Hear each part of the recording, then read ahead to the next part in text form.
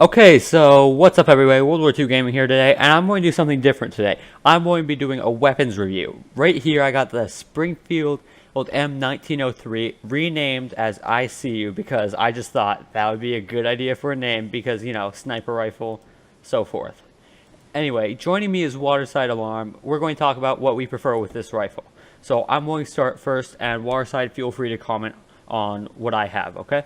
Sure thing. So how I outfit my gun is I have it with the Birdie Clay Mark III H, which gives it a damage boost, but it doesn't make it too inaccurate. Whereas I also have the 8 times fine cross scope, which gives it 8 times magnification of view, which can really help on the battlefield because if you only have 2.2 as the bottom 3 scopes have, you're not going to be as effective in combat as you had an 8 times magnification. Next up, I have the field trigger job, which gives it increased rate of fire with a slight stability, which slightly takes off stability. Next up, I have the heavy spring, which gives it more stability but a lower rate of fire, so those two kind of cancel each other out. Next up, I use the stainless steel barrel. Oh, and so this all combines to make my rifle more accurate and be a 2-shot kill. I prefer this over a 1-shot kill because with a 1-shot kill you're sacrificing your accuracy for that damage. And in my opinion, what's the point of having that damage if you can't hit anybody with it? Waterside? I agree to a certain extent, but that could be if you're looking for something accuracy-wise, you really shouldn't need anything more than the headshot. You know, if that's your play style of choice. But Well, headshots are pretty hard to come by, so it's always good to have a high damage rifle that is still pretty accurate, and that's why I prefer all the things that I do have on it, because it gives me the accuracy that I need with the damage that I need. Because this thing, despite what most people think, it can fire off 2 shots in about... It fires off 2 shots rather quickly compared to some other bolt action rifles, so that's pretty good. And it can really help. What do you prefer, Waterside? what for? The rifle. Like, what configuration do you prefer? Well, I'm either going to be running Birdie Clay or Match the bullet. I'm definitely going to be using heavy bolts and Scout 2 for the barrel. So if you take a look at one of the descriptions for the Scout 2, it doesn't show up right here, is that it costs more to repair because of the type of barrel. It will wear out quicker, so it costs more to repair per shot, which in my book is negative because I'm often saving up credits to try and buy something. So I go with what works that does a good amount of damage with a good amount of accuracy so that I can gain money. Whereas, take a look right here compared to the stainless steel barrel in the Scout 2. That's a pretty big jump, but then also look at the accuracy. That's not too big of a jump, but then you also have to equip the heavy bolt, which is that kind of jump. If I were to equip that, and then I were to add the Scout 2, look at that. That's a lot more inaccurate than it was before. So that's why I prefer the stainless steel barrel with the heavy spring instead of the heavy bolt. What do you think about naming your rifle? It costs $7,600 to do. I honestly think it's worth it. What about you?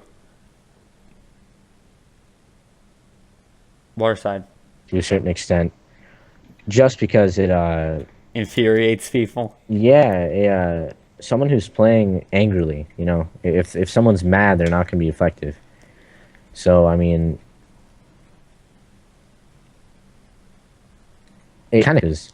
Everyone has the experience of getting hit by a sniper, and then they go, okay, well, I have to go get this guy now. You know, I gotta get some vengeance, kind of thing. And that especially takes hold if they get killed by someone who has some taunting name. A named rifle.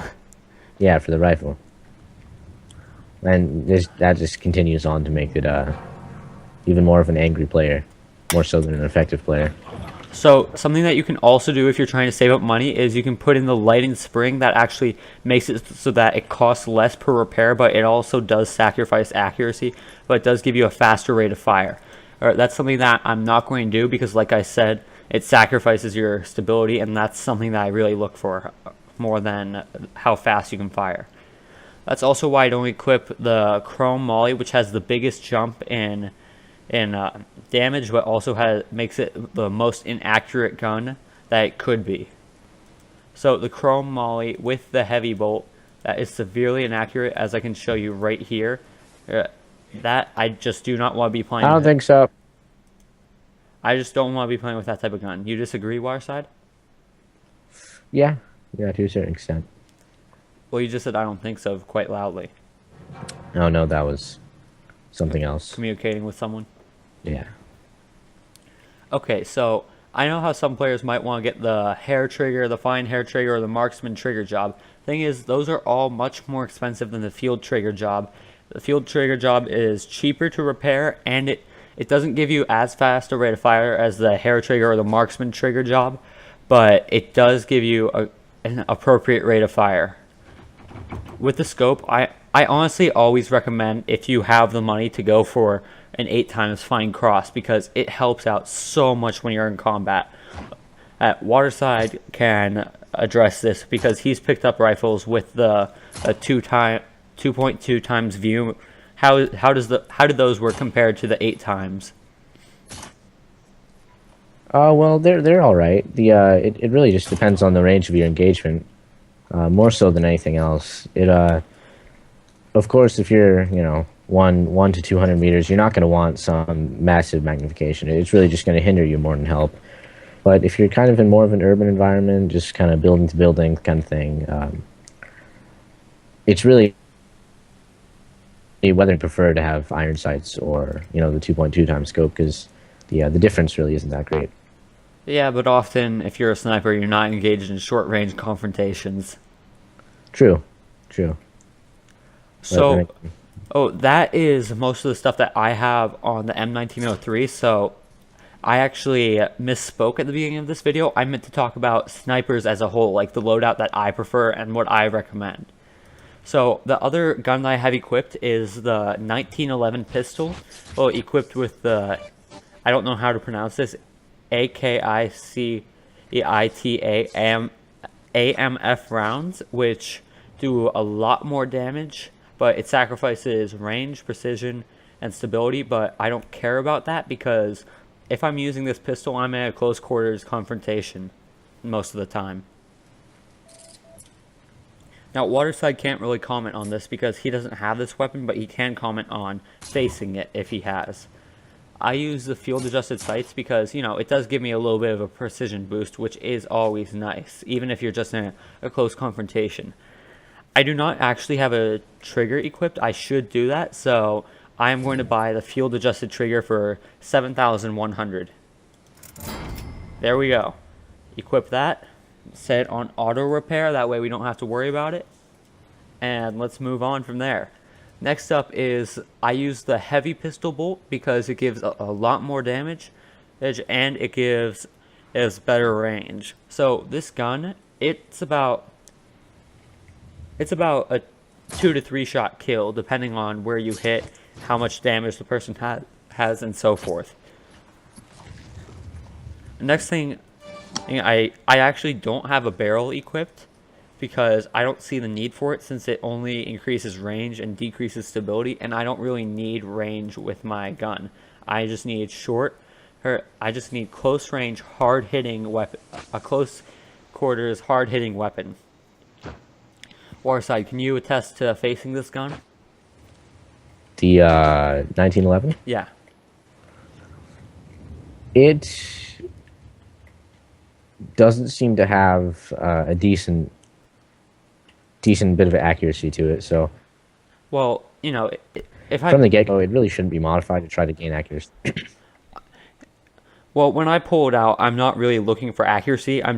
Because I'm often, really close to the guy, 10 meters. So I just want something that'll hit him faster than my rifle. Yeah, of course. You just want, hard-hitting, fast-firing bullet hose kind of thing if you're using a 1911. So, speaking of a sidearm, what I would actually recommend and what I want to do is I want to get the revolver, the M1917 revolver, because it is extremely accurate and does a good amount of damage. I can't tell you about the modifications for it since I don't actually have it.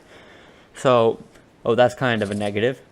Though I do not recommend carrying the, what's it called, binoculars with a sniper, because if you do, you're going to end up just using your scope instead of using the binoculars. Honestly, it's just a waste of money. I bought them while I was still infantry, and back when if you had the binoculars, you were the squad leader, so that was a big bonus back then.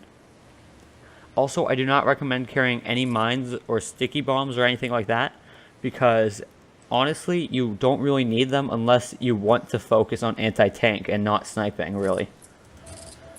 Because you can't really do much without a sidearm if you're going to capture anything. And moving on to combat badges. So I honestly recommend having either Deadeye, because it gives you a faster zoom on your, like a faster or aim on your crosshairs, or how do you pronounce it, Gabe? In Waterside, Ghillie.